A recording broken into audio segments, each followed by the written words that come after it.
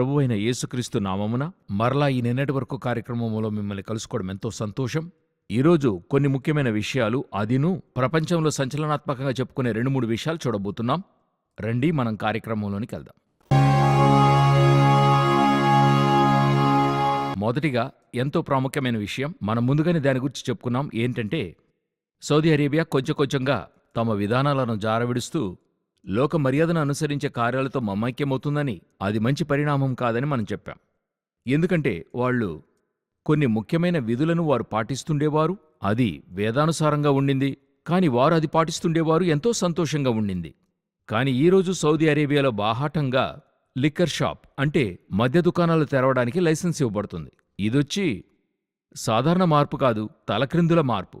మిగతా ఏ దేశాల్లోనూ లేదా, మీరు సౌదీ అరేబియాను మాత్రమే అడుగుతున్నారని చెప్పినట్లయితే సౌదీ అరేబియా దీనిని ఎంతగానో వ్యతిరేకించి ఈరోజు లోకంలో ఉన్న అన్ని దేశాలు కూడా ఆశ్చర్యపడే రీతిలో నియంత్రణగా ఉంచుకుంది.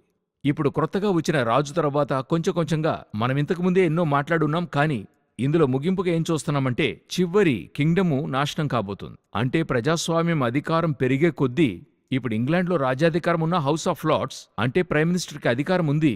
చివరికి క్వీన్ దగ్గరికెళ్ళి ఒక సైన్ తీసుకుంటారు, ఇప్పుడు కింగ్ దగ్గర తీసుకుంటున్నారు. అయితే ఇక్కడ అలా లేదు. ఇక్కడొచ్చి అటువంటి రాజ్యాధికారం లేదు, రాజ్యభారం స్ట్రాంగ్గా ఉండేటువంటి ఎంతో ముఖ్యమైన స్థలమే ఇది. ఆ స్థలములో ఇప్పుడు ఇలా జరుగుతూ ఉంది. సో అక్కడ తేబడింది, చివరి రాజ్యభారము ముగింపుకొస్తుంది. మన కంటికి ముందుగా అక్కడ విప్లవం ఏర్పడి ప్రజాస్వామ్యం తలెత్తినా ఆశ్చర్యపడటానికి లేదు. ఇప్పుడు ముఖ్యమైన కార్యాలు చోటు చేసుకుంటూ ఉన్నాయి. సౌదీ అరేబియాలోని మార్పు మతానుసారంగా చెప్తున్నాను, లౌకికంగాను చెప్తున్నాను, అది ఎంతో గొప్ప ప్రపంచ మార్పుకు చోటు చేసుకునే విషయంగా ఉంటుంది. ఇందులో కొంచెంగా సౌదీ అరేబియా ఎంతో దూరంగా వెళ్ళిపోయింది. ఇప్పుడు దానికి ఎంతో ముఖ్యమైన చిహ్నంగా ఇది ఉంది. రండి మనము మరొక విషయాన్ని చూద్దాం. ఇది దేని గురించి చూసినట్లయితే మనమెంతో కాలంగా అప్డేట్ చేస్తూ ఉన్నాం, థర్డ్ వరల్డ్ వార్. ఈరోజు we are in the third world అని చెప్పే స్థాయికి లోకం వెళ్ళిపోయింది. స్వీడన్ అందులకు రెడీకమ్మని ప్రజలకు బాహాటంగా అనౌన్స్ చేస్తున్నారు. జర్మనీ వారు 4 దినాలు 10 దినాలుగా మారుస్తూ ఉన్నారు. ఎందుకంటే ఫ్యూచర్లో ఈ వార్ అనేది వచ్చిందంటే పూర్తిగా వర్క్ చేయలేరు. ముందుగానే వర్క్ ఫ్రమ్ హోమ్ అనేది మనం ప్రాక్టీస్ చేస్తూ ఉన్నాం. ఇప్పుడు జర్మనీ వారు 4 దినాలకైన ప్రాక్టీస్ని ఆరంభిస్తున్నారు. ఇక థర్డ్ వరల్డ్ వార్కైనా అన్ని కార్యాలు ఎంతో వేగంగా జరుగుతున్నాయి. మనకి హెచ్కేఎల్ పుస్తకం ప్రకారం ఈ థర్డ్ వరల్డ్ వార్లో ఎవరొచ్చి జాయిన్ అవుతారు అనేది మన ఎక్స్పెక్టేషన్. ఒక్కొక్క దేశము జాయిన్ అయింది. అంటే ఇరాన్ నుండి ఆరంభించి అట్లే పాలస్తీనా మరియు సిరియా నుండి అందరూ జాయిన్ అవుతూ వచ్చారు. చివరిగా రానున్న దేశము, ఎదురుచూస్తున్న దేశం ఏదంటే రష్యా. ఎందుకంటే బైబిల్ ప్రకారం ఏహెచ్కేల్ 38:2 ప్రకారం వారొస్తారని చూస్తున్నాం.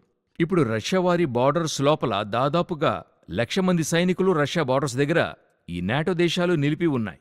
ఈ రష్యా వారిని బలవంతంగా లాగినట్టుగా ఉంది. వారక్కడి నుండి బయలుదేరి వెళ్ళిపోలేదు. ఇప్పుడు నాటో దేశాలు వారి చుట్టూన్న దేశాలను అటాక్ చేస్తున్నారు. గతంలో లిబియా, తర్వాత ఇప్పుడు ఇరాన్ వారితో చేయి చేసుకుంటున్నారు. యుఎస్కి ఇరాన్కి నేరుగా వార్ స్టార్ట్ అయ్యింది. ఎందుకంటే ఇరాన్ డ్రోన్ ఒకటి యుఎస్ని తాకింది.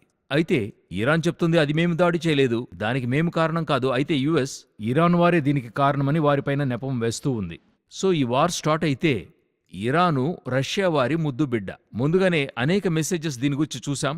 ఇరాన్ని ముడితే రష్యా వస్తుంది. రష్యా అధిపతి పుతిన్ ముందుగానే చెప్పాడు, ఇరాన్ని తాకితే రష్యా దానికి ప్రతీకారం తీసుకుంటుందని చెప్తుంది. ఎందుకని చూస్తే ఇరాన్లో ఉన్న అణువిద్యా కేంద్రాలన్నీ కూడా రష్యా వారి నిర్వహణలో ఉండేటువంటివి. ఇండియాలోనూ అలా ఒకటి ఉంది చూడండి. సో అలా ఇరాన్ని తాకితే రష్యా రావాలి. అయితే రష్యా ఇంకా సహనాన్ని చూపిస్తుంది. ఇప్పుడు బైబిల్లో ఏహెచ్కేల్ 39:2లో చూస్తే నిన్ను వెనుకకు త్రిప్పి నడిపించి అని ఉంటుంది. అంటే నువ్వు రావు కాని నిన్ను రప్పిస్తానని ఉంటుంది. ఇప్పుడు రష్యాని రప్పించే పనిని ఇప్పుడు లోకం చేస్తూ ఉంది. ఒక ప్రక్క రష్యా వారు, ఒక ప్రక్క నేటో వారు సైన్యాన్ని నిలబెట్టారు. మరొక ప్రక్క ఉక్రెయిన్ రష్యాని తాకడం చూస్తున్నాం. మరొక ప్రక్క నార్వే, స్వీడన్, స్కాండినేవియన్ కంట్రీస్ అంటారు, వీరు రష్యా ఎలలను చుట్టుముడుతున్నారు. కొంచెంగా రష్యాని వీరొచ్చి యుద్ధంలోనికి నెడుతున్నారు. ఎందుకన్నది దీని వెనుక ఒక లోతైన విషయం. ఇప్పుడు మనం అది చూడటం లేదు. అయితే అప్డేషన్ మాత్రం చెప్తున్నా, రష్యా లోనికి వచ్చినట్లయితే, రష్యా వార్ స్టార్ట్ చేసినట్లయితే థర్డ్ వరల్డ్ వార్ బయటపడిందనే అర్థం. మనం ఆల్రెడీ థర్డ్ వరల్డ్ వార్లో ఉన్నామట. అంటే ప్రపంచ దేశాలు చెప్పుకుంటున్నాయి వీఆర్ ఇన్ ద వార్. అంటే డొనాల్డ్ ట్రంప్ చెప్తున్నాడు, మనం 1 సెకండ్లో థర్డ్ వరల్డ్ వార్లో అడుగు పెడతాం, ఆ స్థలానికి వచ్చి ఉన్నాము అని అంటున్నాడు. సో ఈ థర్డ్ వరల్డ్ వార్ అనేది ఏదో మాట్లాడటానికి ఏదో ఒక సాధారణ యుద్ధంలాగా అనిపిస్తుంది. అయితే ఈ ప్రపంచాన్ని పూర్తిగా మార్చివేయగలిగినది జనాభా నుండి, క్లైమేట్ నుండి, ఆర్థిక పరిస్థితి నుండి ప్రతి ఒక్కటి నాశనము చేసి ఒక రీషెడ్యూల్ చేసేటువంటిది. అందువల్ల న్యూ వరల్డ్ ఆర్డర్ అంటున్నాం. అందులోనికి తీసుకెళ్తుంది. ఇప్పుడు ఆ స్థలానికి వచ్చాం. ఈ 24-25 లోపల ఈ వార్ స్టార్ట్ అవడానికి అనేక అవకాశాలున్నాయి. మనం దీని అప్డేషన్స్ని మరొకసారి కలిసినప్పుడు చెప్పుకుందాం. మూడవదిగా అతి ముఖ్యంగా ఇలాన్ మాస్క్. అనేక రోజుల తర్వాత చెప్పుకుంటున్నాం. ముందుగానే ఇలాన్ మాస్క్ గురించి అనేక విషయాలు చెప్పుకున్నాం. ఇప్పుడు ఆయన ఎంతో ముఖ్యంగా ఒక బైబిల్కి అగేన్స్ట్ అయిన విషయం అనుకోండి. ఏం చేస్తున్నాడని చూస్తే మెదడులో చిప్పు పెట్టే విషయం. ఈ మెదడులో చిప్పు పెట్టే పథకం ముందుగానే కొంత చేసి ఫెయిల్యూర్ అయింది. దాని తర్వాత ఏం చేశాడంటే వాలంటీర్స్గా దీనికి టెస్ట్ చేయడానికి మనుషులను అడిగాడు. దాని గురించి అప్డేట్ చేసున్నాం. ముందుగానే ఒక మనిషికి పందిగుండెను అమర్చారు. అది ఫెయిల్యూర్ అయి మనిషి చనిపోయాడు. ఈ విధంగా అనేక కార్యాలు చూస్తూ ఉన్నాం. ఇప్పుడు ఇంకొకటి ఏంటంటే ఇది ఒక సాహస కార్యము. ఇంకొకటొచ్చి దేవుడు కొన్ని కార్యాలు చేసేప్పుడు అది దేవుని స్వస్థతకై మనం వదిలిపెట్టాలి. ఆల్టర్నేట్ అయిన కార్యాలు ప్రవేశపెట్టకూడదు. ఇప్పుడు మెదడును ఆ చిప్ కంట్రోల్కి తీసుకెళ్లి ఆ చిప్పు ఆ నరాన్ని ఏం చేస్తుందంటే పని చేయనిస్తుంది. ఉదాహరణకు వారికి పలానా పక్షవాయు అని చెప్పుకుంటాం కదా. ఇలా చేతులు కాళ్ళు చచ్చుపడినటువంటి వారికి మెదడు నుండి వారికి కంట్రోల్ వెళ్ళదు. ఆ చేతికో కాలుకో వెళ్ళదు. అందువల్ల వారికి పని చేయకుండా ఉంటది. మన వంటిలో ప్రతి కదలిక మెదడు నుండి ఇన్స్ట్రక్షన్ ప్రకారం జరుగుతుంది. సో అలా జరిగించలేని ఒక స్థలములో ఈ మెదడు అది పని చేయించడానికైనా ఆ ఆల్టర్నేట్ పనిని చిప్ చేయిస్తుంది. ఇది ఆరంభంలో చూడటానికి ఎంతో మంచి సైంటిఫిక్ ఒక పురోగతిగా మంచిగా ఉంటుందని, చేతులు కాళ్ళు చచ్చుబడిన వారికి ఒక వరప్రసాదంగా ఉంటుందని చెప్తూ వచ్చారు. అయితే ఈ చిప్ అనేది భవిష్యత్తులో మెదడుని కంట్రోల్ చేయడం ఆరంభిస్తుంది. రేపు ఈ మెదడు చిప్ కంట్రోల్కి వెళ్తుంది మరొక లెవెల్కి. అప్పుడు మెదడు కంట్రోల్కి వెళ్ళినట్టయితే మనిషి కంట్రోల్కి వెళ్ళినట్టే అర్థం. జరుగుతుందా? అలా జరగదని మీరు చెప్పనేలేరు. ఎందుకంటే ఒకరోజు ఈ సెల్ ఫోన్ ఒక లగ్జరీగా మనిషికి సహాయపడేందుకు వచ్చింది. అంటే పని సులభం చేయడానికి వచ్చింది. ఈరోజు ఈ సెల్ ఫోన్ మనిషిని ఏలనారంభిస్తుంది. రోబోట్ ఏఐ టెక్నాలజీ ఒక కాలంలో మనిషికి సహాయపడటానికి వచ్చింది. ఈరోజు మానవ సమాజాన్నే అంతము చేసే స్థాయికి ఏఐ టెక్నాలజీ పెరిగింది. ఇప్పుడు న్యూరోలింక్ అనేది అదే. ఎంతో దారుణమైన పరిస్థితికి దిగజారుతుంది. అంటే ఒక మనిషి మరొక మనిషితో చూడండి. ఇప్పుడు మీ సెల్ ఫోన్ ఉంటేనే మీరెక్కడున్నారని కనిపెట్టచ్చు, మీరేం చేస్తున్నారని కనిపెట్టచ్చు. సమీపంలో ఒక కేసులో హైకోర్టు చెప్పింది ఆయన ఎక్కడున్నాడని చెప్పి అతని ఫోన్తోనే అది ట్రాక్ చేసి ఇవ్వండి చెప్పింది. ట్రాక్ చేసి దానితో కనిపెట్టారు. అంటే కొన్ని నెలలకు ముందుగా అతనెక్కడుండాడు అనేటువంటిది కనిపెట్టడం. ఇప్పుడు అదే విధంగా ఒక సెల్ ఫోన్ ఉంచుకుని మనం కనిపెట్టగలమంటే మెదడులో చిప్పు పెట్టడం అంటే ఆలోచించండి. పూర్తి మనిషి ఏంటి థింక్ చేస్తున్నాడు అన్నంతవరకు కూడా కనిపెట్టచ్చు. వెరీ డేంజరస్ మూవ్ వెళ్తూ ఉంది. మనిషిని మనిషి కంట్రోల్ చేయకూడదు. మనిషిని మనిషి ప్రేమించాలి. అదే వాక్యం చెప్తుంది. ఇది అగెయిన్స్ట్ గాడ్. ఇది అగెయిన్స్ట్ గాడ్, అగెయిన్స్ట్ బైబిల్. దీని గురించిన అప్డేట్స్ వచ్చినప్పుడు మీకు మేము చెప్తాం. చివరిగా ఒక కార్యాన్ని చూడబోతున్నాం. బైబిల్లో అంత్యకాల సూచనల్లో ఇవన్నీ చూశాం కదా. అందులో దేవుడు చూపించిన మరొక సూచన మత్తయి 24లో జనము మీదికి జనమును అని అన్నాడు.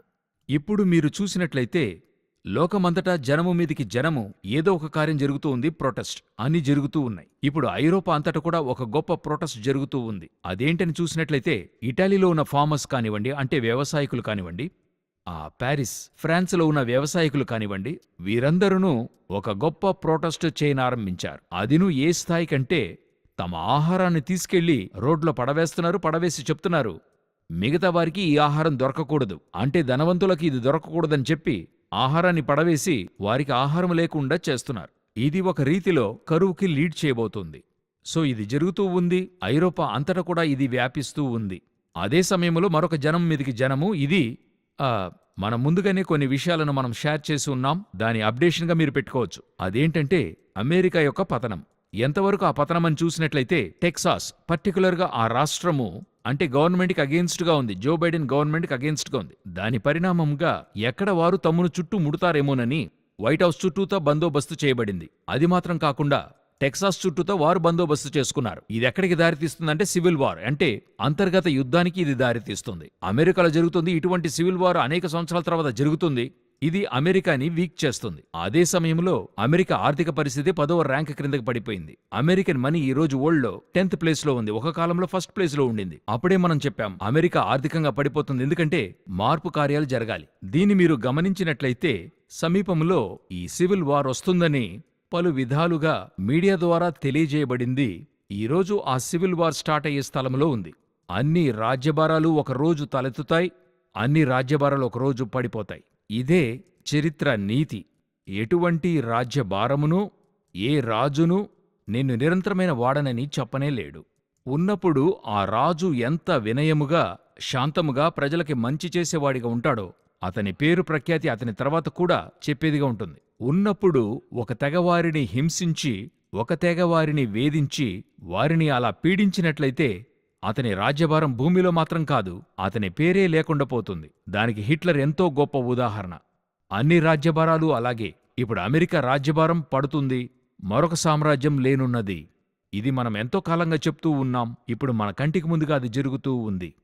దేవునికి చిత్తమైతే ఇంకా కొన్ని అప్డేట్స్తో రాకడ ఆలస్యమైతే మరొక నిన్నటి వరకు కార్యక్రమంలో మిమ్మల్ని కలుసుకుంటాం. God bless you.